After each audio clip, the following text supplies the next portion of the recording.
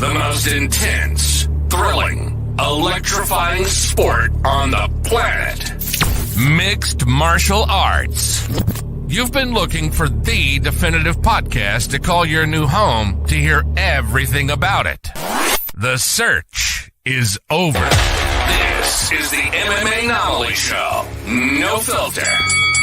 Bringing you the hottest MMA breakdowns straight from the heart of the octagon. This show is all about MMA breakdowns. For fans, by fans. We're talking UFC, MMA, and the occasional big boxing match.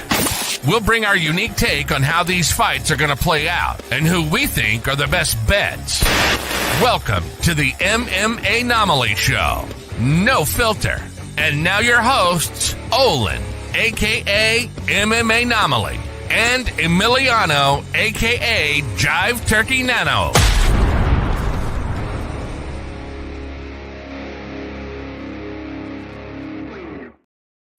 What is up, fight fans? Welcome back to another episode of the MMAnomaly Show, No Filter. I'm your host, Olin, a.k.a. MMAnomaly. With me, as always, is the co-host with the most, Jive Turkey Nano.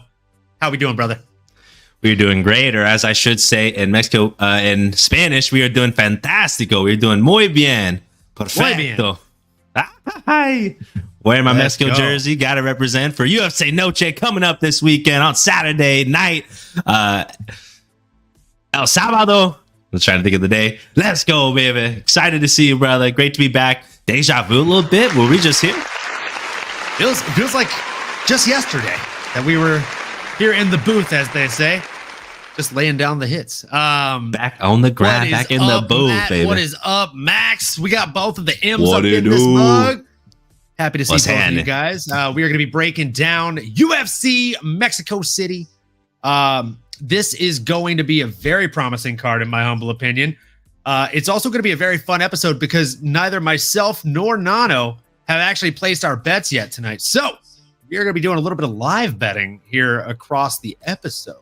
I already have a couple of ideas here that I know I'm probably going to hammer in, but I also know that realistically, we are probably going to drink a little bit of tequila since it is UFC Mexico City, and we're probably going to come up with some crazy bets here, folks. Crazy bets. So let's go ahead and jump right on in. We have a hell of a card to break down, Nano. So starting off with the early prelims here, the bottom of the preliminary card, we have Eric Silva coming in against Muhammad Naimov. Who do you have in this one, and how do you see it playing out, Nano? Here we go. Fireworks to start off the night here in Mexico City, where Dana White just also debuted the new UFC PI, Performance Institute. Excited to see the continued development there in Mexico.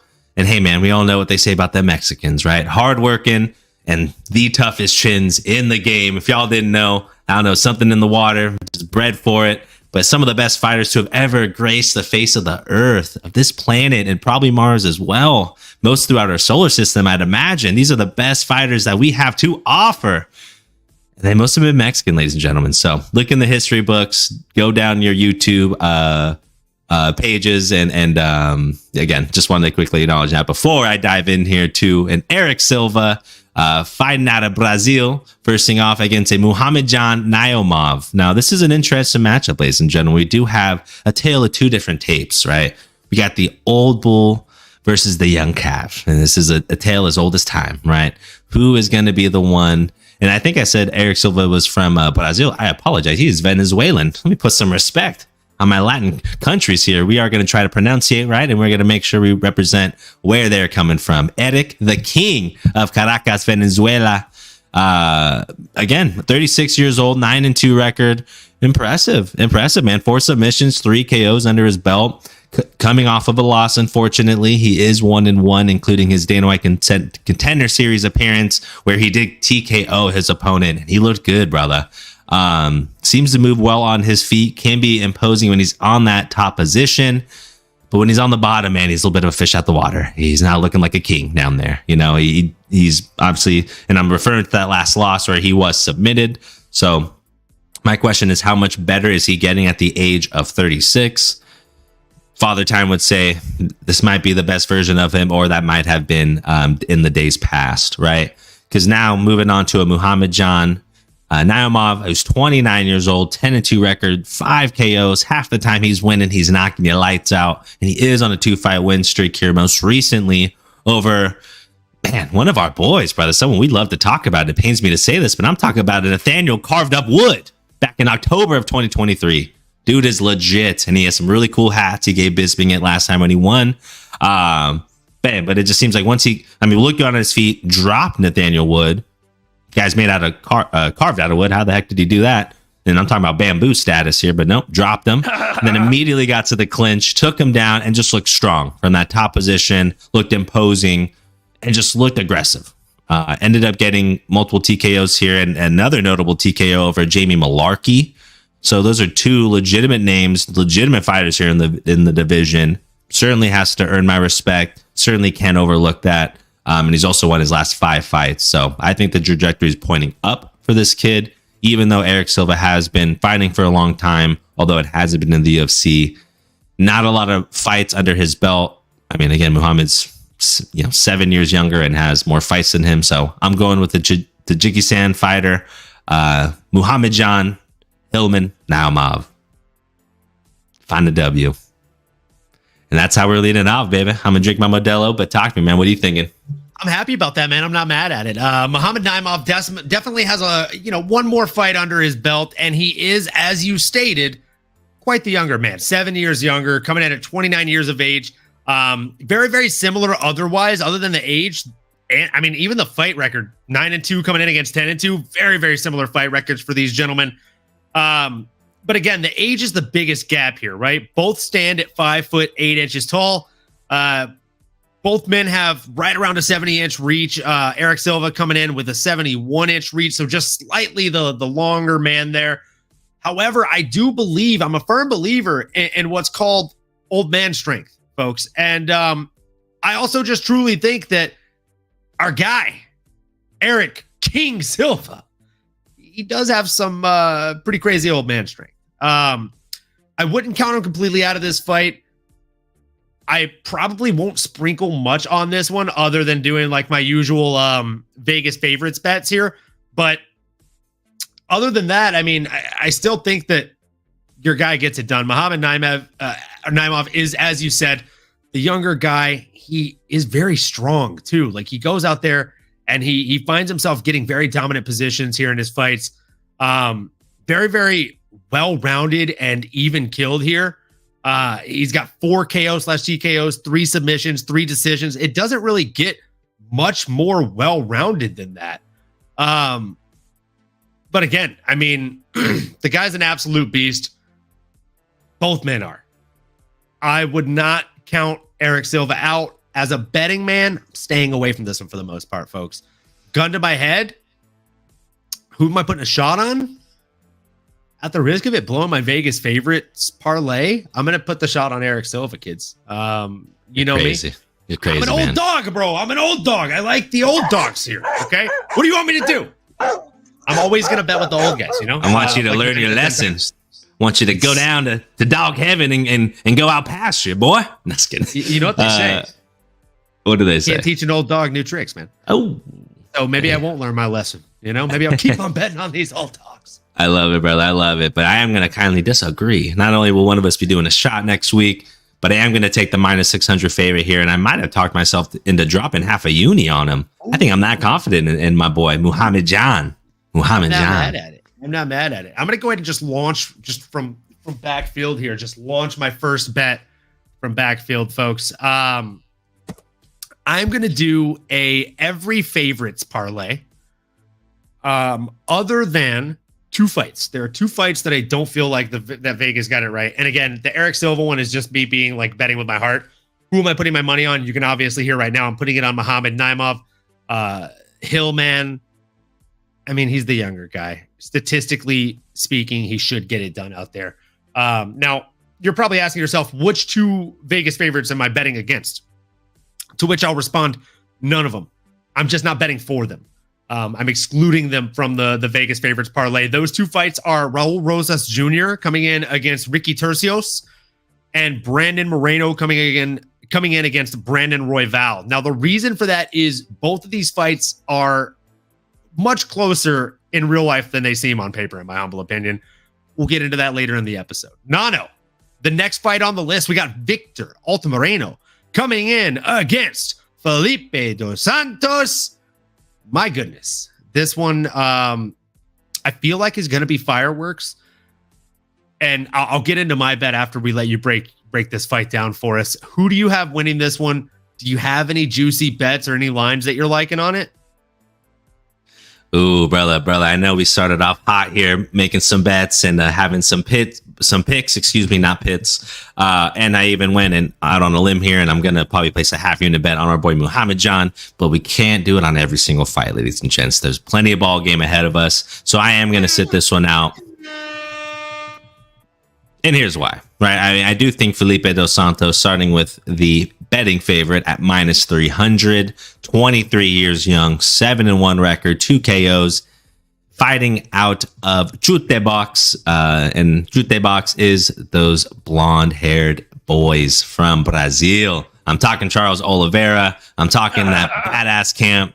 I'm talking the ones that I guess are now adopting Ian Machado Gary as their white brother from another. I digress. But he seems to be legit, right? Unfortunately, he did not have his best debut in the UFC. He did take a short notice fight against a Manel Cop, who's no freaking joke. That dude's in the top 5. He's highly ranked. I'm surprised he got the call. I'm surprised he took it. But gosh darn, I'd be damned if I didn't know. I'm really impressed and hearing my respect. I mean, any way you slice it, he's training, he's getting better.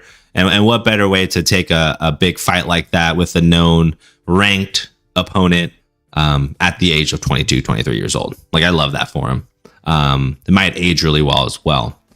With that being said, though, do think that he fights like Charles did back in his early 20s. Okay, we do know the Charles Oliveira as of now, who seems to be a fan favorite amongst the new crowd of UFC fans, which I love to see. And he's honestly one of my favorite fighters as well. I'm a huge fan. And the reason being is for that longevity. Now, if y'all do remember, you might recall seeing our boy Charles Olives on some fight night cards, maybe losing some, maybe winning some, but it was very up and down, ladies and gentlemen. I mean, it took him a long time to get to where he is now. And that run that he went on, beating Tony Ferguson, beating Chandler, beating Dustin, excuse me. Did he beat Justin as well? I don't think so, right? I don't think he ever fought Justin Gaethje, did he? No, regardless. Did he? I thought he... Charles Oliveira. I'll have to double check that. I'm getting sidetracked here. I apologize. But Charles beat just about everyone, right, on his most recent tear. And I think a part of that is getting in so early, not being willing. Yeah, he submitted him 3 minutes and 22 seconds into round 1. So, I mean, he's been through everybody, right? But again, it's because he's been fighting for so long. He's gone through all those learning lessons. And I'd love to see Felipe Dos Santos have a trajectory, something similar to that. Not to put that kind of pressure on him. Not that he's going to be a next legend like Charles is, but he's cut from the same cloth. So certainly think that sky's the limit for the kid. And as much as I do like Victor Altamirano, El Magnifico, 33 years old, fighting out of Fort Worth, Texas, but he is representing Mexico. 12-3 record, 2 KOs, 4 subs. His most recent fight was a loss decision to our boy Tim Elliott, who is a legitimate flyweight. So nothing against him there. But since his debut on the Dana White Contender Series, he is 3-2. Flashy fighter, I feel like, man, willing to throw some unique combos. He's willing to throw some crazy leg strikes. And in my opinion, I feel like he's an underrated wrestler. I think he's been able to be more successful than not when it comes to that department. And just a well-rounded vato, man. I think he's good. But I am curious to see how he does against a Felipe Dos Santos. This guy's talented. We've yet to see him have a full camp against someone that's in his caliber when it comes to skill set and just talent at this stage in his career. Long-winded way of me saying I'm going to avoid it because I think it's a toss-up. Felipe Dos Santos is the favorite at minus 300, but I think I'm sicking away. Maybe it's just the Mexican in me wanting to see my boy Victor do some damage, but I've seen more of him. He's taken Tim Elliott to a decision. I'd like to see a little bit more from Felipe, but wouldn't be surprised if he's, ace underneath the sleeve here at Chute Box. What you thinking, brother? Great analysis there, Nano. I completely agree with you, man. I think Victor Altamirano definitely has his kind of paths to victory here, but they're few and far between when you're coming in against somebody like Felipe Daytona dos Santos, fighting out of Shoot the Box, Brazil. Dude is an absolute beast. He's specifically fighting out of Shoot the Box Diego Lima, which is Diego Lima's Shoot the Box gym. So again, I mean, this guy has a lot more paths to victory than El Magnifico, in my humble opinion. When you compare the two's resume, obviously El Magnifico has a handful more fights, right? 12-3 coming in against 7-1. However, looking at what these guys do, and also, in my opinion, who these guys have fought, yes, Victor Altamirano has definitely been a UFC fighter for longer than Felipe Dos Santos, and he has fought Tim Elliott, but he lost to Tim Elliott. I just feel like fighting Manel Kape says a lot. And also, I mean, going to the decision with Manel Kape, I guess, I don't know. Maybe I'm trying to talk myself into it here, guys. Maybe it is about the same as going to a decision with Tim Elliott. But here's the thing. I just think Felipe Dos Santos is definitely the stronger guy here. And again, looking at this on paper, pretty identical, right? Other than the age. Victor Altamirano is 10 years older. He's 33 years of age. Opponent is 23 years of age. 5'6" to 5'7" as far as height. And the reach is literally identical at 70 inches. So it's going to be a tough outing for both men. I don't think it's going to be an easy match for Felipe Dos Santos, but I think it's going to be a harder night for Victor Altamirano. I will say this, though. If Felipe is not able to get him out of there, I do think that it'll go to decision for Victor Altamirano. So if you're going to sprinkle on this one, maybe sprinkle Felipe Dos Santos to win inside the distance, or Victor Altamirano to win decision. Just because he's kind of a decision machine, and people are sleeping on this factor. These guys are fighting at a very high elevation. I don't have the exact number in front of me, but if I'm not mistaken, it's roughly like twice the elevation of where they fought in Colorado or Utah, wherever they fought, where everybody was like puking and basically dying in the octagon. So elevation is pretty damn high. I think it's like 7,400 and something. 7,349. Great guess, brother. Let's go, baby. That wasn't bad. That wasn't a bad guess. So yeah, I mean, first Mexican fighter of the card. You want to see him do well, and with that, we'll change the music. We might need to keep this. Oh yeah, we're gonna keep this for the episode. You know, we want to see these Mexican fighters do well, and if he's been training at altitude, I think he'll be able to hit it. So we'll see. If he does, again, it'll just be another one that blows the Vegas favorites parlay. But that's okay, man. To see a Mexican fighter win in Mexico, it's just a chef's kiss moment, kids. Moving into the next fight, we got What is Luis up, Average Rodriguez. Avenues? Real quick before you get going. What is up? Good to see you. Avenues. Glad to see you in the chat, brother. Always a pleasure. Moving into the next fight here on the prelims, we got Luis Rodriguez coming in against Denis Bondar. This is a fun fight. Again, very similar records, very, very similar kind of stack ups here, other than the reach. Denis Bondar coming in with a 4.5 inch reach advantage here. 3.5 inch reach advantage here. Just, you love to see it. I think this is going to basically play out similar to the fight right before it, and the fact that it's not going to be an easy night out for either man. However, I am leaning heavily towards Rodriguez in this one. Even though Bondar has the reach here, I think that lazy boy Luis Rodriguez is going to be able to go out there and get it done over the psycho. Why do I feel that way? Well, on one side, we've got a Mexican fighter, music appropriately running in the background here. And this guy actually trains out of Coatzacoalcos, Veracruz, Mexico. So I don't know specifically what the elevation on that city is, but I got to imagine it's not so bad, right? Compared to where he's actually fighting. So I think that this guy's going to come in a little bit more prepared. I also like the fact that let's just call a spade here.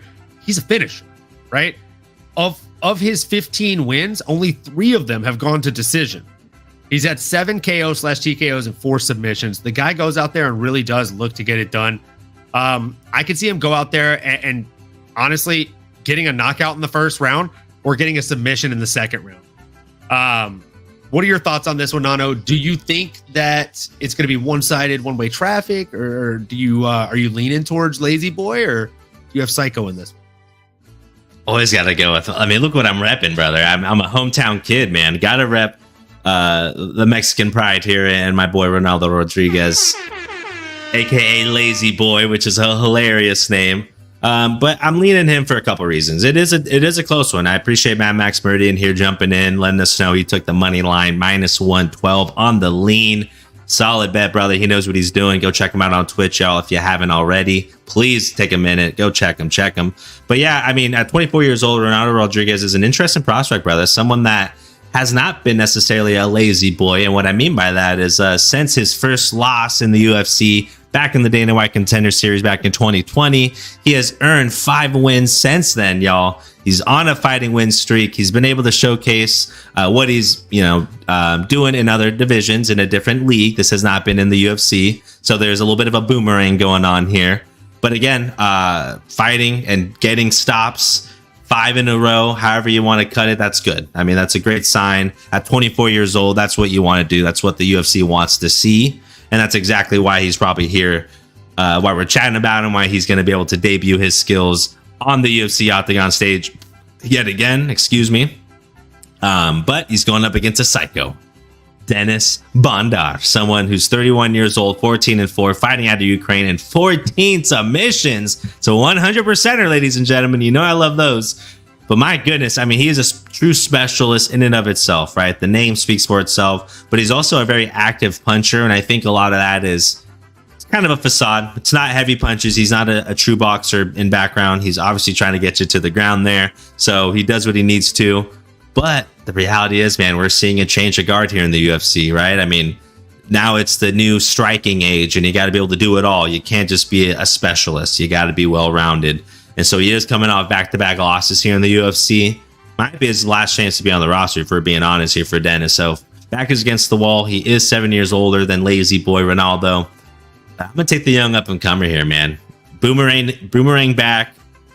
Gonna avenge his loss back in 2020. I think he's grown a lot. Let's remind everyone here, that was when he was 20 years old. It is now 2024, if you didn't realize that before now. But yeah, man, I'm excited. I would probably lean the favorite here in Ronaldo, -120, minus whatever odds you can get. But it's tough. Again, Denis it's a toss-up for a reason, and it's because he's going up against a true specialist there on the ground. So if it goes there at all, I will be stressing and shitting bricks. So until then, because it starts on the feet every time, si se puede, give me my boy Ronaldo. I am not mad at that. I'm not mad at that, man. You can go with your boy, and I'm doing the same thing here. I got to go Luis Rodriguez, bro. Got to do it. Why not? Why not, man? It makes sense. Can't go against the homers. Shout out ADHD MMA. Welcome to the chat, my guy. Let's go. Shout out to Olin. Get that money this weekend, boys. You already know, brother. Ain't no other way. Love the pick there. We were talking about Charles Oliver earlier, man. Legend. Let us know your thoughts. Anything sticks out to you. But yeah, man, it's going to be a fun one. Also, Strap what up, in. Super Silly Shy Guy? Welcome to the chat today. Hey. Work went well. Glad you're tuning into us either right after you got home or on the way home. It's going well today, Shane. Thanks for asking, man. Hope all's well on your end. Let us know. Talk to us. Engage. We're here to listen. I mean, we could also be. Couldn't be more opposite here, right? Lazy boy versus psycho. I mean, I feel weird saying I'm taking lazy boy, but it'll make sense. Hopefully it'll age well. I think it'll make sense. I truly feel like Rodriguez gets it done, and I'm bullish enough to say I think he gets it done via finish, kids. I think it's going to be exciting. I don't think it'll be a first round one though. I think Denis is going to be strong enough to last a little bit longer than that. But this next one is one that I feel like there's a lot of heat on, and it's just kind of sliding under the radar, kids. We have the Prince of Peru, Claudio Puelles, coming in against the Smile Killer, Faraz Zaham. Man, Faraz Zaham is an absolute beast. So is his opponent, though. This one I do feel like is actually going to be a little bit closer. I'll actually let you take the lead on this one. I feel like I've been steamrolling through some of these. So let's see who you've gotten this one. Yeah, brother, I appreciate it. I'll be quick, man, because I'm curious to hear your thoughts. I know you sounded excited leaned into this, but I'll throw my 2 cents out here. Starting off with our boy Claudio Puelles, the Prince of Peru.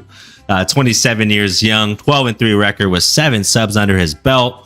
His most recent outing was a loss to our boy Dan Hooker back on November 12th of 2022. That was and still is and will forever be my birthday, but a day I'll remember nonetheless. Yeah, man. And before that, he did get a win over Clay Guida. Frankly, man, just not impressed with the guy's performances. Not impressed with his performance for a few reasons, right? I think Dan Hooker, man, for being honest, he walked right through him. There's no way around it. Let's just call a spade a spade. In fact, he got him out of there by a leg kick to the body. I mean, it was just one of those things. Unless he broke his ribs, which I don't think that was the case. Kind of felt like Claudio gave up a little bit. Think he was looking for the submission. I believe at points he didn't even want to strike with him. Like, I think he was like staying on the ground. He had to be asked to be stood back up multiple times. Just not the kind of fighter I'm gonna put my money on or root for. And unfortunately, he's going up against a stud, a dog, the Smile Killer in Faraz Zaham, our boy from Francois, French fighter that is. Also fighting out of Killcliff. So I know you may not think too highly of their camp, but they're good. They're professionals, and it's iron sharpening iron. And since his time in the octagon in the UFC, that is since 2019, he has a 4-2 record. And in that time, he has beat our boy Jamie Malarkey. Unfortunately, he's been taking a lot of malarkey tonight. And Jai Herbert most recently as well. Now, there was a loss under that 4-2 record, and it was a loss to Terrence McKinney back in February of 2022, which did expose some holes in his game. Hoping he patched those up with some clay putty or some flexi seal or something along those lines. But he's got some strong boxing skills. He loves to move forward. He uses his size and frame to his advantage. And in my opinion, I think he's a well-rounded fighter. I think he's the better well-rounded fighter. He's the better athlete. And I think he's getting better each time we've seen him. So I am going to take the minus 200 favorite here. This is a stacked division. I mean, both these guys are young. I think the sky's the limit. I think Claudio needs more time to develop his boxing to be able to catch up and compete in this level. At this level, I should say. But give me Faraz Zaham, man. Give me the Frenchman. Francois. Beauvois. Au revoir. Claudio, au revoir. Ricky Bobby. That's what I got. You have to put a crack in my arm like you put a crack in that Liberty Bell. Pepe Le Pew. No, I'm on the same boat, man. I'm on the same boat as you, Ricky Bobby. I think Faraz Zaham comes out there, and Claudio Puelles, again, don't get me wrong, the Prince of Peru, he's a beast, right? But even though you have wins over Jordan Levitt, Clay Guida, Marcos Mediana, like it's tough to bet on him coming out there against Faraz Zaham. Faraz Zaham, the Frenchman, as you put it, two most recent wins are over Jai Herbert and Mikhail Figlak, and also Luigi Vendramini and Jamie Malarkey, which is definitely not any Malarkey. I mean, that guy just is an absolute beast. I know Nano already made the joke, but I'm just going to hammer it home and make the same joke twice. Granted, he does have losses in the UFC, right? He has a loss all the way back in UFC 242, Khabib versus Poirier, which feels like a lifetime ago at this point, right? That was to Don Match. He lost a unanimous decision. He got just pushed to the limit. Don Match had too much for him, and I believe just out-grappled him, right? Terrence McKinney went out there and got the rear naked choke on him 2 minutes and 11 seconds into round one. Now, if Claudio Puelles is going to get this done, it's going to be a submission. He is live for a submission at all times, is this guy, right? his last 2 wins were literally both knee bars. I could see it being a knee bar playing Nostradamus here, but I think the Smile Killer is going to go out there and do exactly what his nickname suggests and kill another smile on Saturday night, folks. I got Faraz Zayam, the Smile Killer. Give me the Frenchman. Give me Frenchie in this one. I just think he edges it out. I could see him possibly getting a knockout. His hands looked pretty good in the last fight that I saw him in. Always polishing those hands. I believe he trains with the same folks that GSP used to train with. I mean, used to anyways. Now he trains at Killcliff. But as you said, Nano, even though I don't necessarily love their head coach, iron sharpens iron. They get a lot of sharp iron there. So, including Iron Mike. You know what I'm saying? See you at the top, brother. Talking about see you at the top himself, Mr. Michael. Come on. So, yeah, a lot of folks there to sharpen him, and I think that this will be a really, really good test for him against Claudio Puelles. I'm excited to see it, but I think Faraz is going to edge that one out. Now, this next one, we got another flyweight, folks, and if you don't know, I got to tell you, I'm going to be taking a lot of flyweight unders on this one. Probably going to parlay some of those flyweight unders together as well. I just throw like a half unit or a unit on those bad boys. Yeah, I'm definitely throwing another half a uni on our boy Faraz Zayam. Need to mention that for the receipts and also just for my own records. Come on. Yeah, absolutely, brother. So again, the first bet of the night that I am placing is all favorites aside from Raul Rosas Jr. and Ricky Tercios, and the main event, Brandon Moreno and Brandon Royval. That comes in at plus 5,796 on the odds there for an 11-pick parlay. Going to go ahead and put a half unit on that to end up winning 29 and a half units. So not a bad deal, in my humble opinion there. And then the next one that I'm definitely going to bet on here is going to be the under on Victor Altamirano versus Felipe Dos Santos. Both of these guys are just absolute bats out of hell when it comes to their fights. I have no doubt in my mind that these guys are going to rush to the center of the cage and just try and kill one another. Being at the high altitude that they're in, I truly don't see this one lasting much more than a round, if it lasts a round. The under on this one feels pretty safe to take from my betting stance. Same thing with the very next one.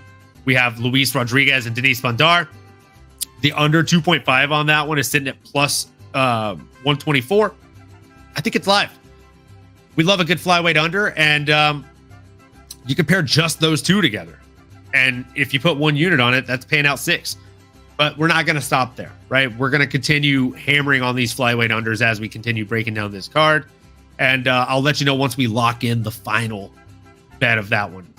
I will tell you, though, ahead of time, this next one, Edgar Chairez versus Daniel Lacerdo, that we're breaking down now, or rather Daniel Da Silva, it's a tough one, right? Because the odds they're giving us are the under 1.5, and I don't feel super confident in that one. I'm much more confident in the under 2.5. So we'll probably avoid this one. Yeah, I think we'll probably avoid this one. But also going to avoid that Claudio Puelles versus Faraz Zayam betting odds. I'm not going to hammer anything on that other than the Vegas favorites one that I said before, which of course we're taking Faraz in that one. But other than that, no reason to really hammer the odds on it. I don't know that it's going to be under 2.5. Both of these guys can go to decision. We've seen it before, and I'm not willing to bet money on it. So we'll go ahead and move into the next one. We got Edgar Chairez coming in against Daniel Da Silva. Again, very similar records here, guys. We got 10-5 coming in against 11-5, 28 years of age coming in against 27 years of age, 5'5" to 5'6", 71 inches to 70 inches. I mean, a year apart and 1 inch apart. Oh, and by the way, the guy that's 1 year older has the 1 inch of reach, has the 1 inch of height. It's stunning just how close this matchup is on paper. Nano, do you have a clear-cut winner in this one? Oh, man, this is an interesting one, right? Because we do have a rematch. If y'all didn't know, now you know. These guys have fought before, but Edgar Chairez's win was annulled due to an early stoppage. So bad on the ref, unfortunately, here. And like Average Avenues is basically going to steal the words out of my mouth. This fight didn't need to happen again, right? After the initial booking, it fell apart, and that's in both of our opinions, to say the least. Edgar Chairez by finish in submission this time around. And hey, can't disagree with you, brother. I like your take, man. We have a third seat on the show, third mic if you need it, brother. It's hot. No, but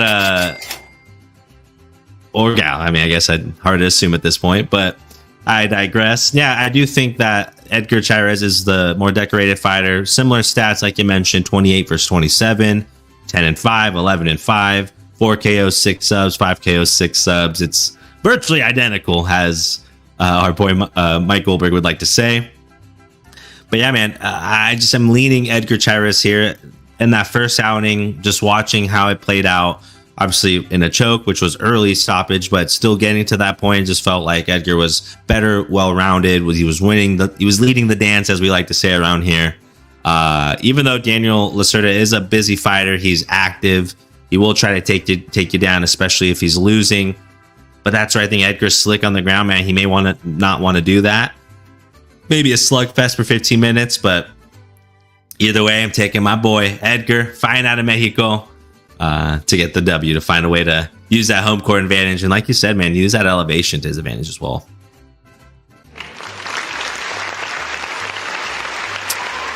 Absolutely. Couldn't agree with you more, Nano. Yeah, I think Edgar Chairez, Puro Chicale, is going to go out there and just get the job done, folks. It is UFC Mexico City. This is the Mexican fighter. And you know he's going to get it done, folks. I think in the first fight, definitely watching the way that one played out. Come on. Premature stoppage, my ass. We all saw that fight. You let the fight go on, bad things are happening. So Daniel Lacerda is lucky that they overturned that one for him. But I'm thinking maybe he should have sat this one out and stayed back home at ATS team over in Brazil, because I don't think this one goes too well for him. He is a really solid fighter, but this is just stylistically, it's not a good matchup for him. And also, he's had a hell of a tough run in the UFC since leaving Chuto Brazil back in 2021. He's come to UFC and just lost and lost and lost. And then, I mean, his closest thing to a win was getting that one stoppage overturned. He has losses to Jeff Molina, Victor Altamirano, Francisco Figueiredo, CJ Vergara, and Edgar Chairez, which, I mean, he escaped it the first time. I don't think he'll be able to this time. You can't cry wolf twice. And I think this is probably going to end in submission by way of Edgar Chairez getting it done. This is definitely someone that I am betting on. I like Edgar Chairez in this one. I don't like the under 1.5 in this one. I really don't like the under 1.5 in this one. Especially not at minus 195 odds.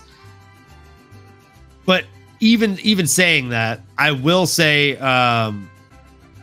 maybe like a fight does not go the distance. I could definitely get down here. I don't know. Actually, you know what? Fuck it. I'm gonna. I did find the under 2.5 odds for Edgar Chairez versus Daniel Lacerda, aka Daniel De Silva. Yeah, I'm gonna throw the under 2.5 on there, even though it's minus 450. That still brings our parlay that's sitting at plus 538 up to plus 680. I like those odds. I mean, this is not gonna go the distance. We saw this fight already, guys. This is almost like a cheat code when it comes to betting. We know how this one plays out. So, Miojo, go out there and do it again. This time, just, take the loss on the chin. Take it like a man.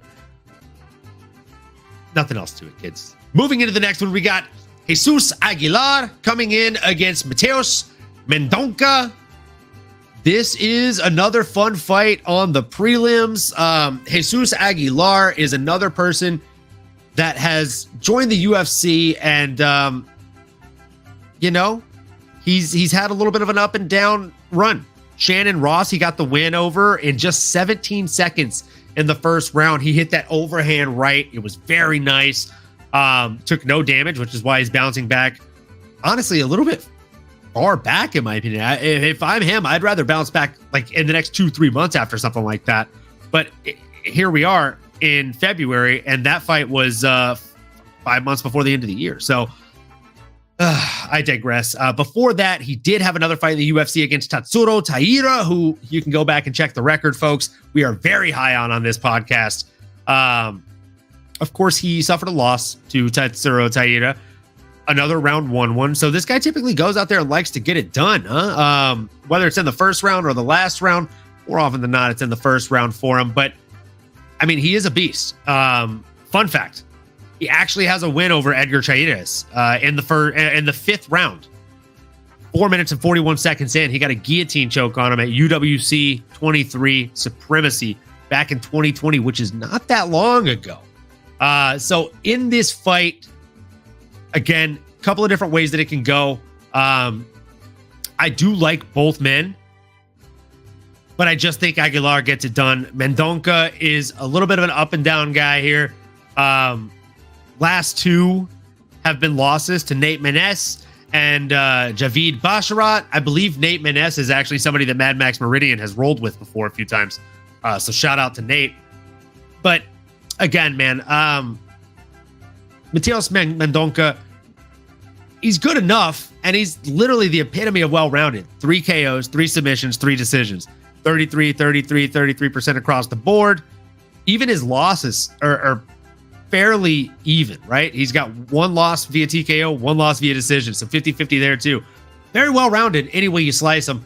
But sometimes you just need somebody that is extremely strong in one way or another. And,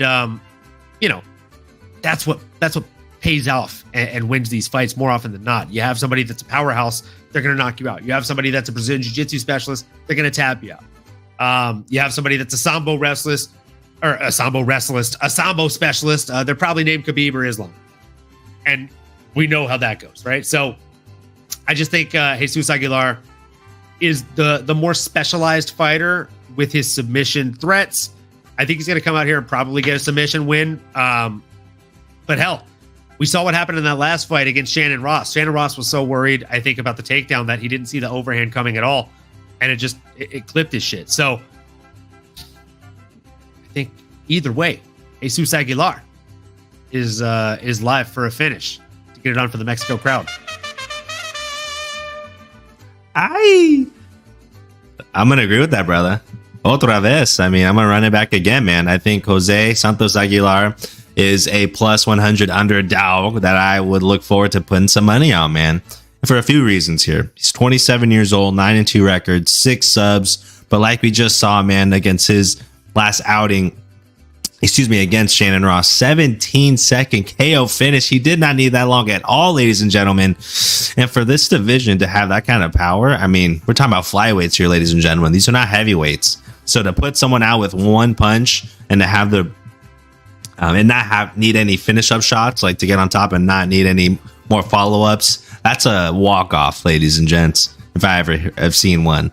And I do think he has a well-rounded game. Like I said, 6 submissions out of his 9 wins. Dude knows how to get it done. Fighting out of Baja California. He's 2-1 since entering the UFC out of the Dana White Contender Series. And like you said, he lost to Tatsuro Taira, which we're not holding that against him. Dude's an absolute dog, right? But Mateus, man, Mendonca, 25 years young, 10-2 record, 3 KOs, 4 subs. Dude's active, man. And he's won his Dana White Contender Series debut. However, he did lose his last 2 fights in 2023. Really needs to win this one. A desperate fighter or a hungry dog is someone that I don't want to run across because, well, that desperado-ness can go a long way, right? And I do think that Mateus is really good, man. He's a good long striker. He's a little bit bigger than like a Divierson Figueiredo or Figgy, but he kind of reminds me of that kind of style. Imposing, knows what he's doing on the feet, looks like a natural striker, stays in the pocket, but he's got those heavy kicks and he's able to counter punch as well.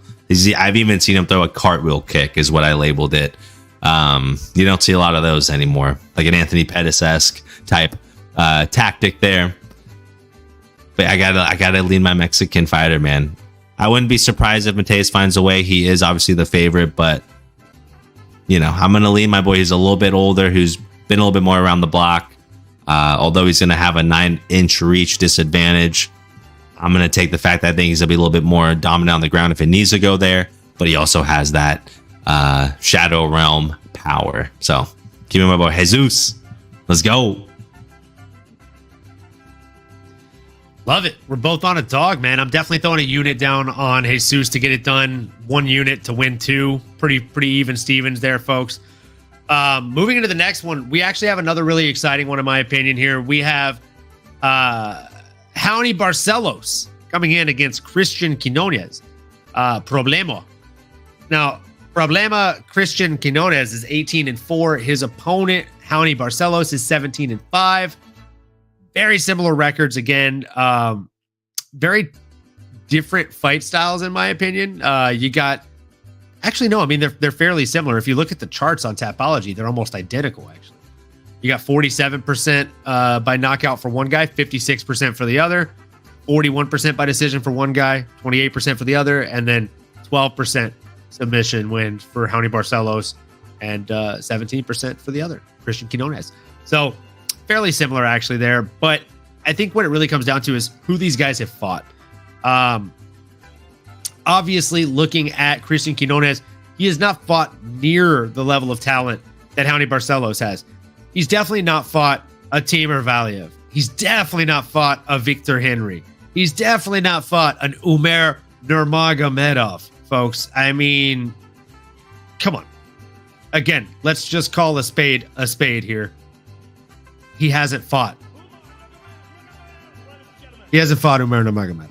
Okay. He also hasn't fought people like Kyler Phillips, who, again, is an absolute beast of a human. So the losses that Raoni Barcelos has suffered, most people would have suffered those. We're talking about a guy that fought Kurt the Hurt Hollabach back in 2018 and Raoni Barcelos. So the dude he's been places, right? He's been in this company for a long time. And I mean, he is I believe he's a slight favorite coming into this one for a reason, right? So give me Raoni Barcelos. I think he's the wily veteran when it comes to this fight, even though on paper they have the same number of fights and he has one more loss and one less win than his opponent. He's simply fought the better opposition. He's been in the UFC much longer, and I think he's got more lastability when it comes to the actual fight itself. I don't think that Christian Quinones has much for him. The people that he's been able to submit, the people that he's been able to get the knockouts over, like Khalid Taha, cool. Great knockout. It was a first round knockout, little right hook followed by ground strikes. Not bad at all. And then after that, he lost to Hyung Ho Kang via rear naked choke in the first round. I could see Raoni Barcelos doing something similar to him when both bodies are fairly dry, when the sweat isn't going to allow you to slip out easily. Raoni Barcelos is going to create a vice grip and he's going to choke him out. What are your thoughts, Nano? Ooh, spicy, brother. You're taking the old dog here, huh? You going Barcelos? Sheesh. I dig it, man. I think we're going to have to be contrarians on this one. I'm taking the underdog. I like my boy Christian Quinones, man. He's El Nino Problema for a reason, man. He's a problemo. He's a problem, indeed. Sitting at a 2-0 record since entering the octagon, and that is the UFC I'm referencing. 27 years old, 18-4 record, 10 KOs, 13 submissions.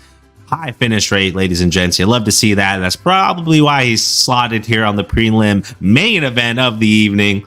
But he is eager to put his last fight /loss /lesson learned behind him, right? Get back in the winner's column. I know everyone is in the UFC, but he's got good head movement, man. He's got really good lateral movement as well. It's my big takeaway when I was watching his highlights. Really good movement side to side, almost like a running back in the open field, making their defender miss, shaking you, wobbling you, breaking your ankles. And he's got some heavy hands, brother, which makes for that excitement. And then 10 KOs we're talking about here. But he's going to have to go through an absolute dog. A Raoni Barcelos, who's 36 years old. I say that specifically. We got a 9-year difference here, ladies and gents. 17-5 record, 8 KOs. And Raoni's been through the ringer, right? You mentioned those names, man, since he started in the UFC back in 2018. But let's run it back one more again. In 6 years, he has a 6-4 record, but he also, in that time, has a win over a Said Nurmagomedov. He beat a Nurmagomedov, ladies and gentlemen, and he also beat a Mexican-American, and my boy Chris El Guapo Gutierrez. and also over our boy Kurt Hollabaugh, another American, and Trevin Jones as well, who's kind of up and down, but those are wins, ladies and gents. Notable names. Now, does have 4 losses. He did lose back-to-back to an Umar Nurmagomedov and a Kyler Phillips. So maybe the question is Christian Quinones that guy? Is he that guy, pal? He's got that knockout power, brother. And I'm nervous about Raoni at this age, at this stage in his career. How is he going to look trying to chase down this moving target? And can he weather the storm for 15 minutes? Like I said, if he gets him to the ground, I am nervous. That does make me a bit wary. I will be shitting bricks when it's down on the ground, when it's horizontal. But until then, they always start on their feet, as we like to say. So give me the striker on this one. I'm leaning the underdog. Might even sprinkle a quarter of a unit. Might go half a unit of a half a unit, because you talked me out of a full confident bet here. I was going to go full unit, but maybe not. Maybe not. I don't think it's the best stylistic matchup for him, man. I don't dislike Quinones in this one. I just think Howney is a wily veteran that gets discounted a lot because of the people that he's fought, and because you see 3-4 losses in a row, and it doesn't look good, but they haven't faced the same level of opposition, man. So best of luck to you and your quarter of a unit. I got a full one on my guy, though. Ooh, that's hedging for you, ladies and gents. Someone's coming out victorious one way or another. Someone's coming out on top. Moving into this next one, man.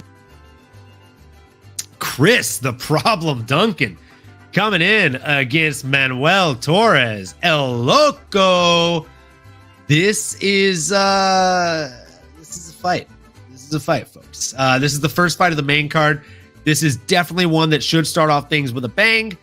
There is a 2-inch reach advantage for Manuel Torres and a 2-year age advantage for Manuel Torres, if you count being younger as an advantage. Both these guys are standing the same height, so he just has a little bit better ape index, as we say. Give me Torres in this one. I'm just going to be short with it, and I'll hand it off to you fairly quickly after this. Yeah, I mean, I like Torres in this one. I feel like coming off that Contender Series win, it was just 2 minutes and 10 seconds in.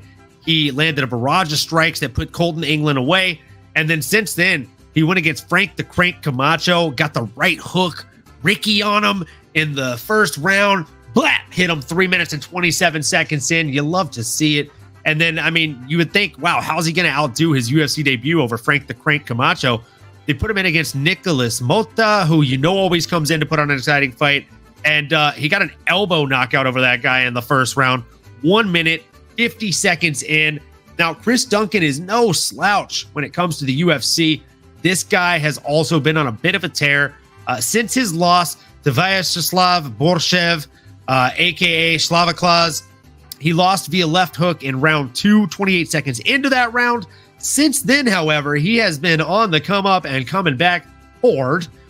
Jonathan Carlos, he came out there and got the decision win over. It was a unanimous decision, fairly dominant stuff.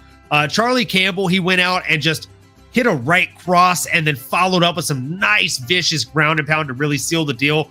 Again, 1 minute and 43 seconds into the very first round. After that, got a split decision over Omar Morales. That was actually a fairly close fight. If I remember correctly, I think I may have scored it for Omar.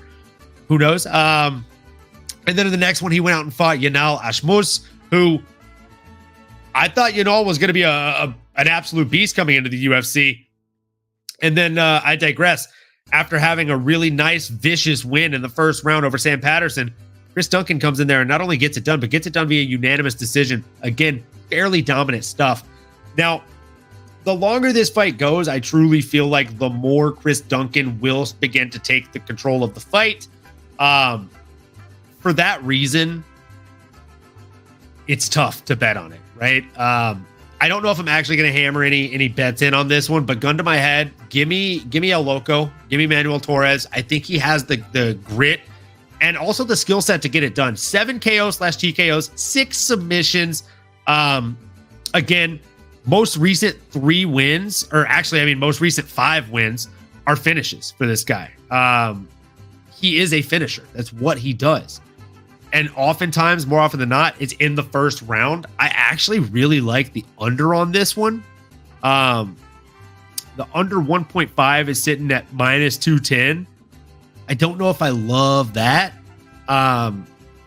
Maybe we'll look at some alternate round odds and see what we can cook up with that. But again, give me Manuel Torres in this one. I think he gets it done in emphatic fashion. I think he gets a finish. I like it, brother. I like it. Oh, loco, going loco, muy loco, I should say. I agree with you, brother. I think I'm just gonna, quickly add on top of what you already mentioned here. I think Manuel El Loco Torres, at 28 years old, 14-2 record, 7 KOs, 6 subs. Dude is a freaking finisher, right? 13 of those 14 wins did not need a judge. They were able to take that fight off.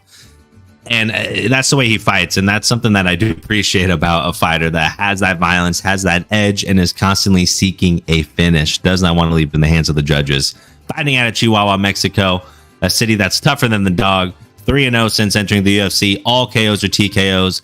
5-0 in his last, since his last loss, back in 2019, which feels like forever ago. And all of them have been finishes. He did complement those with 2 subs as well. So dude's well-rounded, man, and he has that capability. I think it's going to be a chance for him to show out on this card tonight in his home backyard. And I think that's why this isn't necessarily a coin flip. In fact, he has a little bit of the edge, and I think that's because it's in home base. But honestly, man, like if you want to become a fan of someone, go watch his fight against Nicolas Mota. And his KO over Nicolas Mota, I should say, and the celebration he had on him, just the anger he had, the kind of swagger, the craftiness in which he throws his strikes. He's like a long southpaw predominantly, which I appreciate, but landed a nasty finishing, like Muay Thai-esque elbow from the left hand, so his backhand. Nasty, dude. Nasty. I mean, he's a fun fighter to watch, man. He gets the job done. He's good anywhere it goes. But Chris Duncan is known to be reckoned with, right? I mean, at 30 years old, 11-1 record, 7 KOs as well. Fight out of Scotland, and he is on a 4-fight win streak of his own. And he does have that KO capability as well. That card is certainly in his hand. It is within the deck of cards. But I just, man, gotta lean my Chihuahua fighter here. I love it, man. I got to go with him. He's tougher than the dog. Okay, give me El Loco. Hi. I love that soundbite so much. Oh, it's the best. We got to use it more often. It's so good. It's so good, dude. When I found it this afternoon for the show, I was like, I am gonna overuse the hell out of this. So moving into the next one. We have ourselves a good old women's strawweight bout here, boys. We got ourselves Sam the Sampage Hughes coming in against. Oh, let's have a little pronunciation of the week with Nano here. Nano, how do we say this young lady's name? Oh man, I did watch the Anna Kaforian earlier, but I should have paid more attention. I knew you should have put me on the spot. Of course, I've been doing good. Please forgive me, my girl Yasmin Yaraguay. That is a very valiant effort. That is how I used to pronounce it. But I found out recently it is actually Yasmin Haragi. Haragi. Yeah. I knew I was the emphasizing it wrong. My apologies. Kind of. Yeah. Mm-hmm. So, dude, you got me. It's a very, very fun fight, my guy. Fighting out of Tijuana, Baja California, Mexico. Also born there, Yasmin Haragi. I think she's an absolute beast. She did go out there and just get fucking sent to another dimension by Denise Gomes. Just gonna call a spade here. Denise Gomes went out there and absolutely pelted her. I see you pouring one up, so I'll go ahead and pour one up myself. Yeah, Haragi is just the one to watch in this fight. Sampage is someone that I've been hurt before. You know, I've bet on her. I've bet against her. Typically, none of the times have been right. So hopefully this is the first time to break the stride, you know? She's fought people like Tisha Torres, Luana Pinheiro, Elise Reed, and more recently, Jacqueline Amarim. So, and if you don't know who Jacqueline Amarim is, follow her on Instagram, definitely. She's a great up-and-coming fighter. She's 7-1, standout Brazilian Jiu-Jitsu artist from Brazil. and definitely somebody that should be on your radar for many reasons. And Sam Hughes went out there and got the win over her, gave her first loss. So she's riding the high of that. But man, Yasmin Jauregui is going to come out here and really have something to prove after that Denise Gomez loss. And I truly think that when it comes to standing on the feet here, she is the one that's going to be more willing to engage in the stand-up bout. And she looks more comfortable on her feet overall in the fights that I've seen. So I don't think this is going to be any different. I truly think that Jauregui comes out there and gets it done, probably by decision. But there's also a little tiny part of me that thinks maybe, just maybe, she'll go out there and get it done by finish, maybe by knockout. She'll want to look to get that one back from Denise Gomes, and she'll go out there and just really have venom in the punches. Nano, let's do this shot, and then I'm curious to hear what you got. Venga, let's do it. Venga, tío. Salud. Oh, baby, that was Jason Modelo. Thank you very much, brother. That was a great breakdown. Don't need to go too much more into detail. I think you hit the nail on the head. I think Yasmin Jauregui.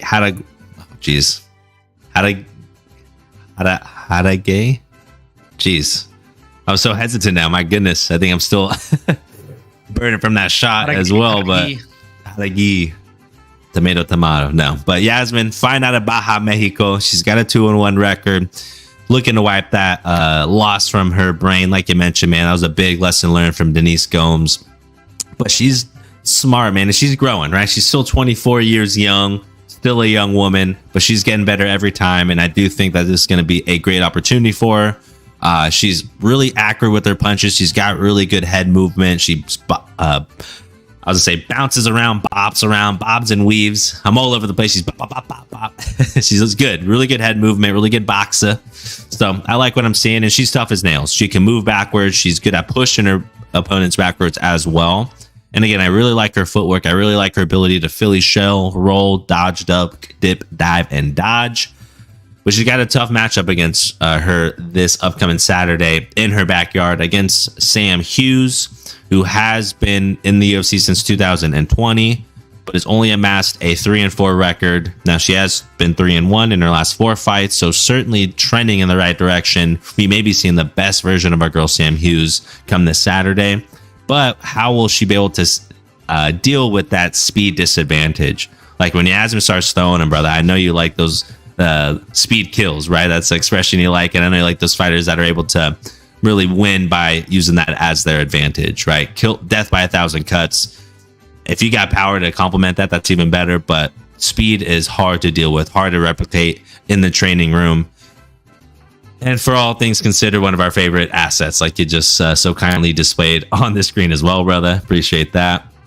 But yeah, man, Sam Hughes, she's in a tough spot. She's going up against a tough girl, but she's got to use that age and her wisdom and her ability to also go onto the ground and get a submission if she needs to. But I just also noticed too, if I'm thinking from a boxing background, man, she does not have a lot of good lateral movement like our boy Christian Quinones does. Like I mentioned earlier, she is a bit more of a statue, and maybe that's being a bit too mean. What I mean to say is that her feet don't always match with her head. Can she move around and do some of the head movements like you're doing, Olin? Absolutely. But as the fight goes on, does she get a little lackadaisical? Is she starting to get a bit more flat-footed, so where if those combinations, and again, once you get tired, you get exposed? And so that's what scares me a little bit. You know, how much is she going to be improving at the age of 31 years old as a UFC fighter? That's tough, right? I mean, it's making me worried if I were a Sam Page fan, that being Sam Hughes, but I'm not. I'm known for my girl Yasmin here, the home fighter, Baja, Mexico. Si se puede. So that's where I'm at. Absolutely, man. We got to go with Jauregui. I think she gets it done. I think she gets it done again in emphatic fashion. As you said, I think Sam Page, like I hope this comes off the right way, because I mean it in like a complimentary way, not an insulting way at all. She's the women's strawweight equivalent to Sean the Muscle Shark Shirk. Like she's very stocky. She stands very upright, and when she throws, her head stays on the center line for the taking. So like, I was hoping somebody in the chat would like appreciate that assessment there. She's very much like Sean the Muscle Shark shirt. She's here and she's here. Like this is just kind of where she lives. So I think Yasmin is going to be able to exploit that, as you said. I think as the fight goes on, it's going to actually get a lot worse too. If I'm Yasmin, or rather if I'm Yasmin's coach, what I'm doing is Sean Sure reference in 2024. That's why we're the anomalies, folks. Let's go. If you know, you know. You know. Shout out Tico Tech, brother. Miss you. Let's go. So, dude, we got to have a Yelp reunion one of these days. So, again, I think if I'm her coach, if I'm Yasmin's coach, what I'm telling her to do is honestly more so than just throw in the hands and, lighten her up with the boxing acumen. I'm telling her to throw leg kicks to really slow her down and take away the only real weapon that I think Sam Hughes brings that is going to be a problem for her, and that's the takedowns, right? If she's able to get some takedowns in there, start raining down elbows or punches from full mount, could be really bad. Again, very Sean the Muscle Shark shirk-esque. So I just don't think it's that close of a fight. I think this is one of the more confident fights for me. Yeah, give me Hade. So moving into the next one, I feel like we're gonna have to pour up another little. We're betting opposite shot here on this next one, man, because Oh no, are you betting against my boy El Nino Problema? I think I'm betting against your boy El Nino. You're betting against both of them? Oh no. All right, brother, I respect it. Honestly, I'm sorry, bro. I'm a Tercios fan. I like Pretty Ricky. Pretty Ricky's slick with it, brother. He's slick with it. He's very weird, and you know what? I'm gonna let you go first because I don't want to dissuade you from anything. Cool. All right. Well, I appreciate that. But look, man. I mean, I'll start with your boy Ricky Tercios, 30 years old, 12-3 record, 3 KOs, and he's fighting out of Team Alpha Male. You love to see it. Fighting out of Sacramento, fighting with my boy Uriah Faber and Cody Garbrandt and Josh Emmett and Mateus Nikolai. I mean, there's a lot of dogs in that camp. So that tells me a lot. That tells me that his striking game and his wrestling game are going to be on point. And he's no slouch, right? I mean, Ricky Tercios, man, he's gotten to this point for a reason. Very similar to a Christian Rodriguez was for Raul Rojas. I think this is going to be one of his toughest tests. He is someone that is not going to go away. He can get down and wrestle with you, get dirty, get nitty gritty if he needs to, or he could serve you up those mean potatoes all day. That's what I love about this guy, Ricky Tercios. He's very offensive, just constantly seeking ways to finish you. He averages 5 strikes landed per minute. So that tells me this guy is enough. He's a casual fan. He's any fan of mixed martial arts. He's someone you want to root for. And don't let those 8 decision wins fool you, right? Like I just kind of led up there. Dude's crafty and he loves to throw down with the best of them. And he throws some really good leg kicks as well. And I do think that coupled up with his defense in terms of his head movement and just being like just off target and even being a moving target as well, like I mentioned earlier. But can he maintain that pace over 15 minutes with the Raul Rojas, who is going to be right there in front of him? He's going to be willing to mix it. Can he take some punches? I don't know. Can Ricky really put him out? I mean, he only has 3 KOs out of his 12 wins, so I'm going to assume not. But one thing that Ricky does have is he does have that Saiyan capabilities, right? You see him celebrating with a Kamehameha or a Spirit Bomb or anything of the anime sort. So you'll love to see it. Thank you, Olin, for that. That does make me a fan. It makes me not, want to bet against him, but I'm going to have to. Okay. Raul Rojas Jr. is my guy. El Nino Problema, 19 years old, 8-1, 5 subs, 2 KOs out of 8 wins, 7 finishes. You do the math, ladies and gents. He gets it done. Okay. A young prodigy making his way back into the octagon and looking by his mama, another minivan. Come on. How do you want to root against a kid? How are you going to take a minivan out of his garage? Come on, baby. He needs it. All the little niños are muchos problemas with no caro. I digress, brother. I think he's going to look good in the octagon. I think he's getting better every time he goes out there. And honestly, like on a side note, I've just seen him in the PI. I've seen him on Instagram, and he looks a bit stronger. I feel like every time he's only 19 years old, bro. He's he's going through that second puberty, man. Think about how you looked when you were 18, and then think about how you looked when you were 19 or 20. I mean, and then think about how you look at 24, 25. I might be talking myself into Ricky Tercios. I might be leading into your point here where it's like, hey, you get that grown man doubt strength as you get older, but he's starting to develop, man. I like what I'm seeing. Can't bet against my boy, Raul Rojas Jr., man. I'm rooting for him. That's where I'm at. I'm putting a unit on him. Come on. Si se puede. Si se puede. Hey, man, UFC Noche. Go big or go home. Putting a unit on him? Like that? No parlays, because that always is what gets me. And I've been going, 4-2, 5-2, 6-2, and my last few pick'ems. Run it. I feel good about it. I mean, run it indeed. Look, you brought up a good point. Okay, the kid is 19 years old. Okay, being 19 years old is just pretty wild, to say the least here, folks. Being that age and fighting in the UFC is just insane stuff. It's insane stuff we're talking about here, folks.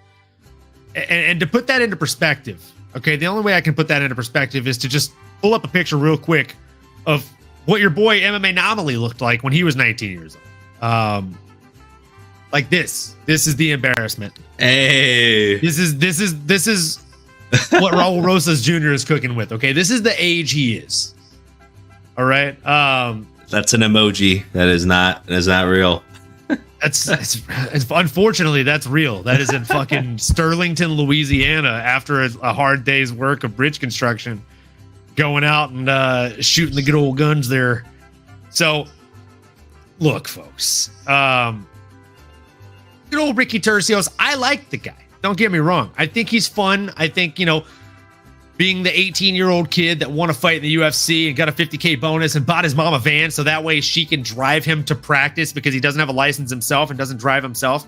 It's cute. It's a fun story. I love to hear it. But also, like, bro's 19 fighting a 30-year-old. Like, with all due respect, no, I love you. You're like a little brother to me, but that'd be like me fighting you.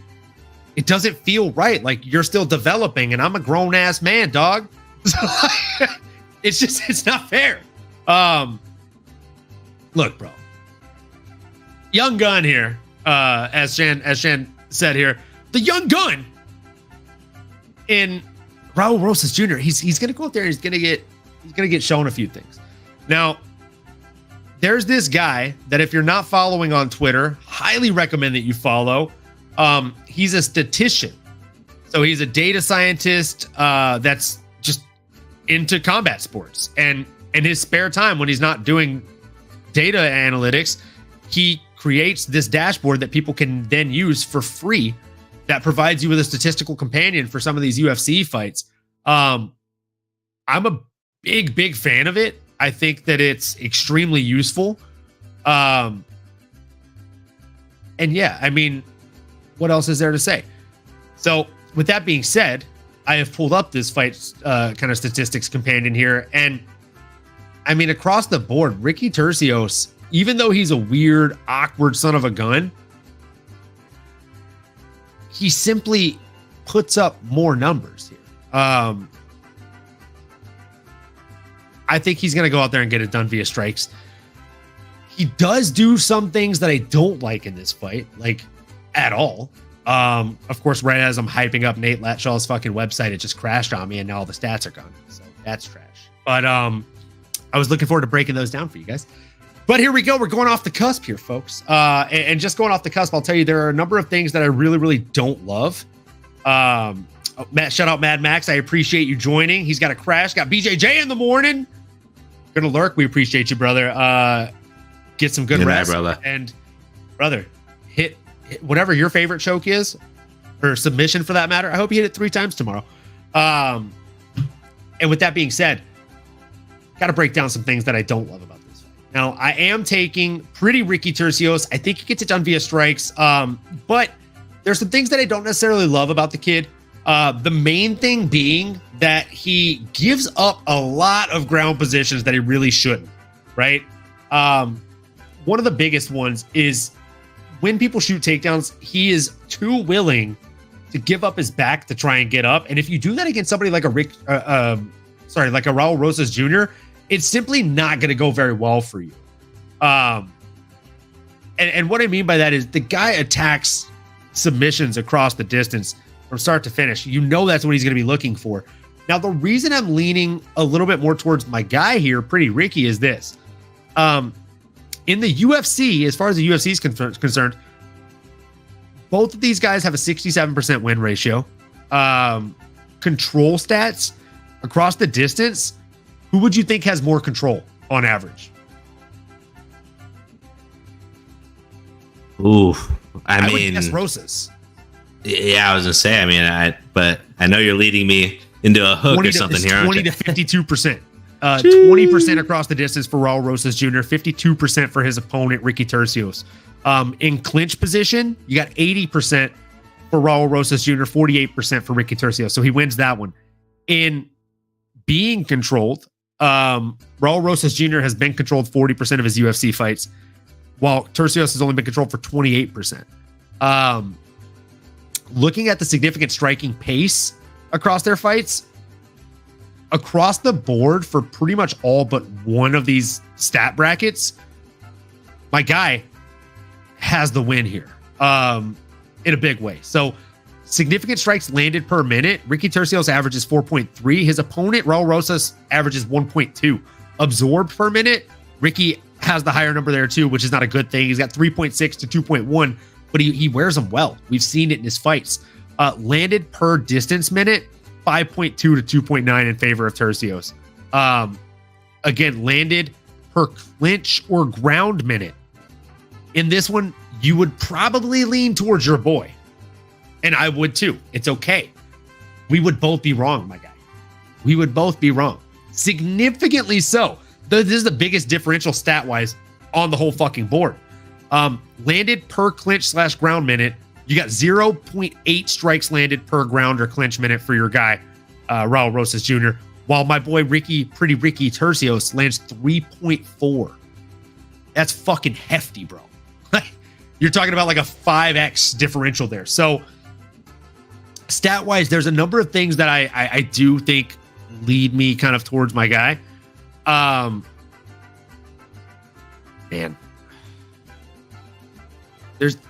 it's a tough one. It really is a tough one. I'll tell you that. Like, looking at sub attempts, like I could go through this thing all day, because there's so many different stat brackets that you can do, because you basically build your own fight comparison here in Nate Latshaw's thing. And there's so many different things that you can look at for it. So you can essentially convince yourself either which way, depending on what you're looking at. Like if you look at average FanDuel fantasy points earned, Raul Rosas Jr., lo and behold, it's just significant. But it's only because win bonus bracket, he's got 100 to 20. But in totality, it's 123 to 90. Not that vast of a difference, especially if you consider they both got losses there. So I don't know, man. I know you're hype on your guy. I got a feeling that I might be betting with my heart on this one. It's just because I watched Pretty Ricky on Tough and I really like the kid. You feel me? You know what I'm saying? He says that like every 5 seconds. If you know, you know. That's who the bet's on, man. That's who the bet's on. That's who the shot's on. And we got to move into this next fight. We got Daniel Zellhuber coming in against Francisco Prado. No, this is one of the fights that I'll be honest with you. I don't know how it snuck ahead of some of the other fights on the card. Like, it's a good enough fight. It's a fun enough fight, but there's a part of me that's like, you know, like when you're looking as a kid in the book and it's like one of these pictures is not like the other, or which picture doesn't belong. This is the one. Daniel Zellhuber versus Francisco. I thought Raul Rojas could have got the nod, but Daniel Zellhuber is definitely getting a lot of the hype right now, isn't he? He seems to be kind of the poster child for the UFC, but it's for a lot of reasons. I think it's rightfully earned. I mean, you look at the kid; he looks the part, right? But he's also, his nickname's Golden Boy. Let me add that in there as well. 24 years young, 14-1 record. Sorry for us old folk here. We're gonna feel really, really young. after we just talked about Raul Rojas being 19, and we're going to mention these two fighters here in a second, but 24 years young, 14-1 record, 7 KOs, 3 subs. Daniel Zellhuber's fighting out of Mexico City. This is in his backyard, so he does have that advantage. And he's looking for the hat trick, brother. He's looking for the turkey and bowl, and he's looking for those 3 wins consecutive, getting back in the winner's column, getting the streak going. Can he get it done? Right? That's a big question. Because he is going up against a dog, a Francisco Prado, 21 years young, 12-1 record, 6 KOs, 6 subs. That is 12 finishes. That is 12 wins. That is 100% finish rate, ladies and gents. My goodness, this guy is a savage. And when you watch him fight, man, he looks strong. I mean, he looks, let me just rephrase this. The guy looks strong. And then you watch him fight, and then it's reconfirmed he is strong. My goodness. I mean, he's just all muscles. He's got bigger traps than most guys you see walking around, or most guys in the gym for that matter. But he's going to have a 8-inch reach disadvantage, ladies and gentlemen. Dude's like a T-Rex with those little arms, unfortunately. And when he's compared against a Daniel Zellhuber, a little bit more of a long, lengthy, wiry guy. So I'm excited to see this, man. It's stylistically, Daniel Zellhuber is more of the clean boxer, more of the clean leg kickboxer. I was say leg striker, but that sounded weird. But I do think he's more fundamentally sound. I am curious to see how he does against a guy who's willing to make it more muddy, willing to not make it a technical sparring match. Someone in a Francisco Prado who's just going to rush for it. He's going to blitz him. He's going to try to get Daniel out of character. And I think that's his best chance at a victory here. Man, might be a good idea to take an under. Maybe someone's getting finished in this fight, whether it's Daniel or Francisco. These are some heavy hitters. Daniel has been exposed in the past, but he is fine with our boy, Coach Eric Nixick, and that group. Obviously fighting out of Mexico City, but he's trained with Coach Eric Nixick as well. So I do think like that background and being associated with Extreme Couture, want to give the shout out correctly, Sean Strickland and those boys, I think that's going to help him out a lot. I truly do. As a young fighter, you can honestly train that way now to, what would you say, fast track your skill set and get you hopefully on a championship trajectory sooner than later. So I think that's maybe why they're slotting him here right after the co-main event and the main event, because maybe they know they're brewing something up here. They're trying to poise Mexico and Mexico City with a new contender in the lightweight division, brother. So sky's the limit for the kid, but I'm going to lean on my boy Daniel Zellhuber. But this is going to be a really tough matchup for him. A lot of butts. Yeah, you're definitely not wrong. And again, I'm just going to basically echo everything that you said. I'm not going to sprinkle too much on this one. I am excited about it. I don't want to, make people think that I'm not hype on this fight, because I am. I'm just confused at the placement of it. I think maybe this one should have started off the main card. I don't think that it should be ahead of the Raul Rosas fight. But that being said, Daniel Zellhuber fighting out of Extreme Couture, aka Randy Couture and the boys. Jim, this guy's an absolute stud, and just like you said, I think they're really trying to give him the rub the proper way. I think they're trying to push him, give him the shine, and make sure that he's here for the right time. Francisco Prado coming across from him, though, fighting out of the goat shed. Them boys out of the goat shed, they're no fucking joke, I'll tell you that. Also fighting out of Brothers of Life MMA, which I'll be honest, haven't really heard of. But I digress. I mean, good on him. He's cross-trained at a couple of different gyms. Only going to make him stronger. Only going to make him better. Now, about the stylistic matchup between these two guys, very close age difference here. 24 to 21 years of age. 5'8" for Francisco Prado, coming in against a 6'1" Daniel Zellhuber. And also, I mean, the reach is pretty fucking uncanny, right? There's an 8-inch reach advantage for Daniel Zellhuber. Not sure if you mentioned that, but if you did, we can mention it another 13 times, because that's fucking ridiculous, dude. 8 inches is wild. Yeah, I mean, what else is there to say? Golden Boy is probably going to go out there and look to do more of the same of what he's already done thus far. I wouldn't be surprised if he went out there and got an anaconda choke again, or any kind of choke for that matter. But I'd be a lot less surprised if he went out there and got a ground and pound finish after setting something nice up on the feet. Probably something straight down the pipe. If I'm him, I'm probably just going for a 1-2 step knee because of the reach and range that he has. Setting it up with the 1-2, stepping in with that knee. I think it would be picture perfect. It would look really nice on a knockout reel. And also, it's probably the easiest way to get in when you have an 8-inch reach advantage. You just throw a couple of long-ended straight punches, extend your full body into those, and then at the end of them, pop your knee up. You don't even really have to step in because they're either going to be taking a step back or taking a step forward. Either way, you set yourself up for the next move. And I think Daniel Zaluba is probably going to do the same thing there. Got a great coaching staff. I think they're going to have him poised for a victory and have him set in that cage with a really, really great game plan. I think the best thing about this fight is going to be the fact that it'll put him on a 3-fight win streak. He's very, very young in his career, and hopefully he'll have a nice call out on the tip of his tongues.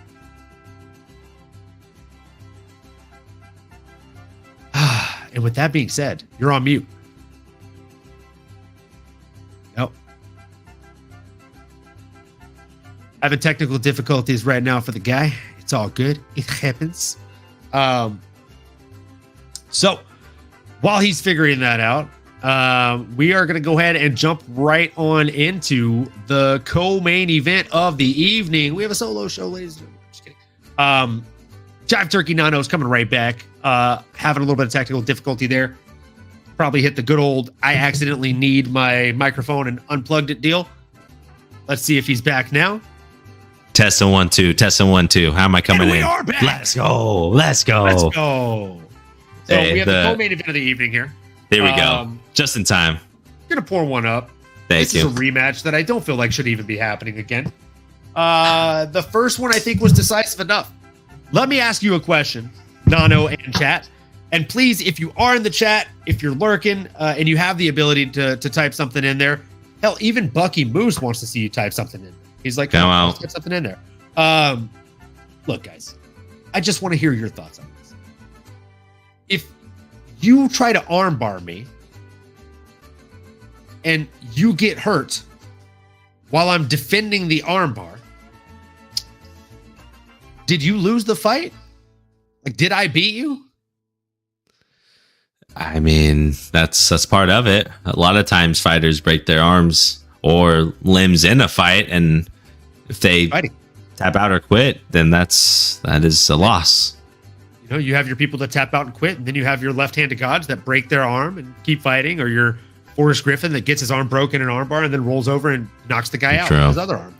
Well, and let's not mislead, because it was a loss. He did technically lose it. It wasn't like it was a no contest. It was a loss TKO to shoulder injury, which maybe that's why there's more sympathy behind it. Is that maybe why they rebooked it so quick, in the sense that, well, honestly, I'm curious to hear your breakdown, and then I think as I go through my breakdown as well, I think there's some similarities or reasons why these are the two obvious guys, right, to make a number one contender at this time. But curious to hear your thoughts, brother.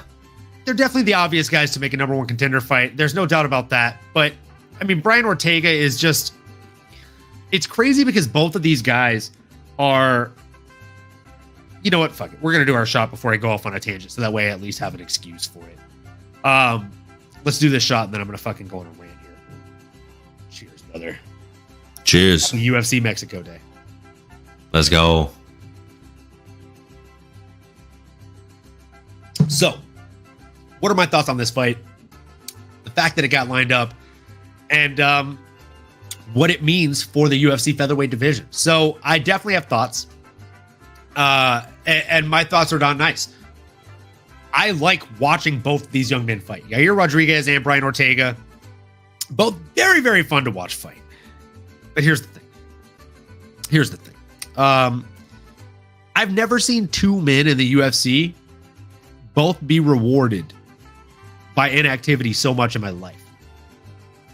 Yair Rodriguez turns down multiple fights against people that are top-ranked opposition, sits on the shelf for a very long time, and then doesn't come back for some time, and gets rewarded with a ranked contender fight. Same exact thing tends to happen for his opponent, Brian Ortega. Brian Ortega hasn't actually fought since, gosh, when was the last time Brian Ortega fought? Was it the fucking Yair Rodriguez fight? It was. That's the last time both these guys fought. That was in June of 2022, I believe. Or no, Yair has fought 22. Twice since then. Yair has fought twice since then. He fought Josh Emmett and Alexander Volkanovski. So at least he's become more active. I mean, there was a time where he would fight once a year at best. And I mean, come on, guys. We're talking about a guy that wasted some of his prime years on the shelf. Last time they fought, Brian Ortega tried to submit him. He ended up fighting back, defending it, and snapped. Didn't he? I think he pulled Brian Ortega's arm out of socket or something. Look, kid, if you try to submit me and something of yours breaks, I beat you at your game. If I'm a striker, you're a grappler, and you try to submit me and something of yours breaks, I beat you at your game, and I'm going to brag about it on every social media fucking platform. Facts. And I'm not giving you a fucking rematch if I'm Yair Rodriguez. Or as Chael Sonnen calls him, Yair. I'm just not. I'm not doing it. So this is one of those fights where I'm just going to talk my shit, bro. Like, it shouldn't have happened. There's no reason for it. I don't care that it lines up trajectory-wise on the rankings. I think Brian Ortega should have been either removed from the rankings or pushed down. We saw Leon Edwards sitting at number 1, and they threatened to remove him from the rankings because he hadn't taken a fight in a year. So get that shit out of my face. As the kids say, miss me with that bullshit. And who do I have in this one? I got Yair Rodriguez. I'm not even going to give you guys a breakdown on this one because we've already seen it. And Yair has fought twice since then and gotten better. Ortega's went through a bad breakup and trained in his garage, bro. Like, the fuck do you want me to say? Well, you're fired up. I want to hear you say more, brother. I want you to keep going. Say what you need to say. Yair's gonna go in there and show him how to block strikes in the fight like Max did. Oh, I'm glad you represent as well, brother. Oh, you dirty dog. That's what we might see, right? I mean, I think the reality is it's two different fighters going two different directions. It's Yair Rodriguez, a class act, someone fighting out of Chihuahua, Mexico, tough like the dog. 31 years old, man. I mean, 19-4 record with 8 wins, 5 subs. And again, with Yair, man, I mean, he's right there. I mean, he's as good as it gets, right? Obviously, there's a Volkanovski, there's a Max Holloway who he's lost to. He's lost to Volk, and he lost to Frankie Edgar, and that's it. And who are those 3 guys? Well, those are probably some of the Mount Rushmores in the featherweight division at this time, unless Ilya has something to say about it as well. I digress. These are legends, right? And again, his striking is some of the best in the division, some of the best in the UFC, point blank, period. With that being said, his wrestling is not good, and his jiu-jitsu, I think, is subpar at best. We saw what Volkanovski did to him. We saw what I believe Brian Ortega was trying to do to him, get him in that triangle submission. They call him T-City for a reason. But Brian Ortega, man, interesting career, and as of recent, right, he's kind of in a tough spot where he's 33 years old now. The last couple of years that he wasn't fighting was probably his prime, you can argue. At 31, 32 years old, that's when you want to be active. That's when a lot of times contenders turn to champs. So to be inactive is tough. I mean, that ring rust, I think, is going to show. He's already not a fluid boxer. He's not this guy coming in with his badass boxing pedigree or Jorge Masvidal that can just go fight in the streets and beat you up on a Tuesday. It's like, no, and like you said, who's he training with in Southern California? There's no notable gyms to our knowledge that we know he's training with. So is it just literally in his gym? Like, what is he doing? But again, all things considered, man, his only losses are to Volk, Max excuse me, got the hiccups here. Max Holloway, Volkanovski, and Yair. I mean, they both lost to Volk, both lost to Max, 2 of the greats in the division, 2 guys that have owned the last like 10 years of this era. But again, it was due to that broken arm. So maybe that's where Yair needs to put an exclamation point on this victory, and I hope he does. Nothing against Brian Ortega, but I love the animosity that I see between Yair and Ilya. So I'd love to see Yair get a finish, and I'd love to see him call out Ilya, and maybe around that, maybe in Spain. That'd be a fun one. 2 Spanish speakers, Mexico versus España. Boy, oh boy, that'd be a crazy one. So sign me up for that. Go to Yair, si se puede. Brian Ortega, I love you, brother. You know, but I just, the ring rust is, yeah. Need we say more? Need we say more? Oh man, yeah. I mean, it's I'm betting my house on Yair. It's just that simple, man. Yair all day, brother. That's the way it is. I think he gets it done. excitingly. And in this next one, in the final matchup of the evening, guys, I feel like it happened so fast tonight, but without further ado, It's time! for the main event of the evening, we have Brandon, aka McLovin Moreno, coming in against Brandon Raw Dog Royval. It is the battle of the Brandons. Loser has to change his name to Michael. Probably. Either way, this is going to be a great fight. Also, it's a rematch, folks. This is the second coming of this matchup. I definitely have a little bit of heat on this one. Not going to lie to you. The first one was a definite fun fight. No. I took the steam on the last one. Who you got in this one? Who takes it? Ooh-wee. Brother, hard to bet against my boy, the Lego master, Brandon Moreno. I wanted to pot a little bit more of that Brandon part because his brother named Brandon, but I couldn't do it, man. It's my boy Brandon Moreno all the way. I just think he has that championship pedigree, right? Alexander Pantoja did do a good number on him. I think it was a good learning lesson. But Brandon Moreno at 30 years old, who's not to say he's still getting better? Who's not to say there's still another level up to his game? 21-7 record, 5 KOs, 11 subs. He's active, man. And again, I just like what I've seen. He was preparing for an Amir Albazi, who's a totally different fighter than Brandon Royval. But maybe he'll use some of that wrestling to go and use it against a Brandon Royval, who just got out wrestled by Pantoja. Shout out Jack Director, what up? I think Brandon takes it. What? Take it to the bank. Right, Take you that are. to the bank. That to the bank. I think Brandon takes it as well, folks. I mean, you heard it here first on the MMAnomaly Show, no filter. Brandon is going to win the main event. Damn. That's crazy, because I was thinking Brandon, but now I'm thinking Brandon. I'm thinking Brandon now. It's wild. It's crazy, dude. Thing. I literally was thinking Brandon all the time, but now I'm thinking Brandon. And here's why. But no, brother, I mean, Brandon Royval is a dog. All things considered, he's 5-3 in the UFC. His 2 L's. Thank you. His 2 losses are to Alexander Pantoja, who's the champ right now. And his 1 other loss in the UFC is to who? The one, the only, Brandon Moreno. So he already has his number, man. I think it's going to be 2-2. That's the magic number here. But hey, man, Brandon Royval is a finisher. I need to give credit where it's due. Need to give him his flowers. At 31 years old, I was surprised to see he's older than his opponent. But 13 out of his 15 fights have ended in a finish. 4 KOs, 9 subs. Dude's a savage, brother. I'm curious to hear your thoughts, if anything stands out to you in terms of their styles. If you think the replacement was enough time, or if you think that's a hindrance to Royval, or maybe even Moreno. He was training for a wrestler.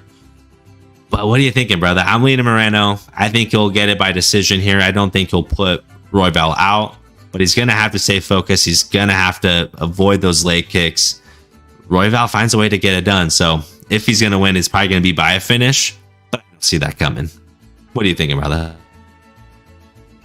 I mean, that's fair. That's definitely a fair assessment there, man. As we saw in the last one, it was a round 1 finish for our guy, Brandon Moreno, the babyface, the McLovin, the Lego builder, the Funko Pop guy. Look, this is just how it's going to be. Okay, I think Brandon Moreno is going to go out there. He's going to put on a masterclass. Am I taking Brandon Moreno in this fight? Money line? No. By finish? No. Any other way? No. Am I taking Moreno or Royval? Since I'm not taking Moreno? No. But I am taking the under 3.5. I think this one's going to be a finish. I know, call me crazy. It's a plus 114. Vegas, unless they know something I don't. Both these guys are finishers. I know it doesn't look like it on paper for Brandon Moreno because he hasn't really had a ton of finishes. In his most recent fights, it seems like they've been wars. But I mean, if you just look back 2 fights, you got that doctor stoppage in round 3 over Degas and Figueiredo. And then if you look back a fight before that, he got the round 3 stoppage over Kai Kara France. That's juicy for me, man. You're giving me plus odds on under 3.5 rounds. I think this fight gets finished before the halfway point of round 4. I'm fairly confident in it. Let's see what Jack Director's saying. He said that Penn loss was tough for Roy, man. I think Royval has it being overlooked. His last fight with Penn was extremely good. Roy just didn't press to get Pantoja out of there, man. I agree. I think he actually looked really good in that Pantoja fight. I actually thought that he could have pulled that off. Watching that fight in real time, I could see how it was a split decision, and this might call me, like, you might call me crazy, maybe tell you who I was leaning towards in that one. I had actually scored that fight for not Pantoja. I had scored that one for Raw Dog. I thought maybe he had done enough, but then going back and rewatching it, on the rewatch, I did score for Pantoja. I could see how he did enough to win it, but I digress. I think this is a worse stylistic matchup for him than Pantoja was, if I'm being honest. I just think that Brandon Moreno is steadily getting better. You said it whenever you were doing your breakdown there, Nano, that you think he might somehow still be getting better. I don't think that's a crazy thought, my guy. I would tell you that fight prime, in my opinion, is 30 to 34. Maybe, and some people 35 years of age. So he's always been physically gifted, and now the mental is starting to catch up to where the physical is. So physical's up here, starting to slowly go downhill, while the mental is just steadily grasping up. And his fight IQ is getting better with every fight. I think he's going to go out there. I think he's going to put it on his opponent. And call me crazy, but I think he submits him. I'm calling Brandon Moreno my sub. That's my call out. But my bet on this one is going to be the under 3.5. Sitting at plus 114. It's hard not to. And you know what? Fuck it. Let's just throw it on the flyweight unders Super Bowl here. So we're just gonna do it.